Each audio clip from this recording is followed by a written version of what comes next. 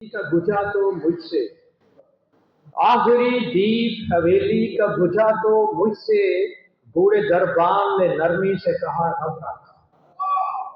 आखिरी दीप हवेली का बुझा तो मुझसे, बूढ़े दरबान ने नरमी से कहा रब रखा। फिर अंधेरे से कोई शख्स नमूदार हुआ, फिर अंधेरे से कोई शख्स नमूदार हुआ, उसने ताबूत पे उंगली से लिखा रब रखा। फिर अंधेरे से कोई शख्स नमूदार हुआ, उसने ताबूत पे उंगली से लिखा रब रखा। रुखसती होने लगी तब भी उसे याद था, रुखसती होने लगी तब भी उसे याद था मैं, उसकी पलकों ने ये पैगाम दिया रब रखा। रुखसती होने लगी तब भी उसे याद था मैं, उसकी पलकों ने ये पैगाम दिया रब रखा। मेरी कश्ती को डुबोने में भी शामिल था वो, मेरी कश्ती को डुबोने में भी शामिल था वो, जो मुझे देर तलक कहता रहा रब रखा।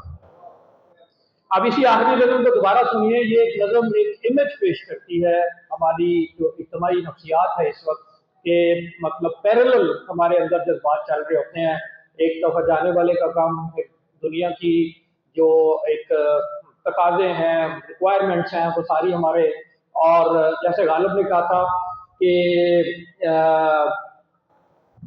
उनका इस तरह से शेर है कि संभल ले दे मुझे या ना उम्मीदी क्या क़यामत है, संभल ले दे मुझे या ना उम्मीदी क्या क़यामत है, कि दामाने ख्याले यार छूटा जाएगा मुझसे।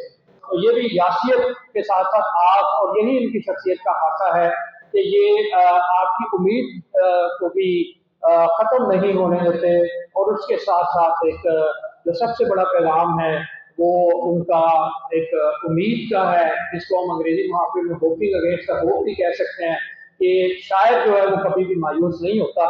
अब दोबारा इसके बाद मैं आपसे इजाजत चाहूंगा।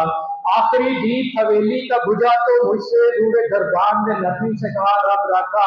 फिर अंधेरे से कोई शख्स नमूदार हुआ, उसने ताबूत पे उंगली से लिखा रब रखा। रुखसती होने लगी तब भी उसे याद था मैं, उसकी पलकों ने ये पैगाम दिया रब रखा। और मेरी कश्ती को डुबोने में भी शामिल था वो, जो मुझे देर तलक कहता रहा रब रखा।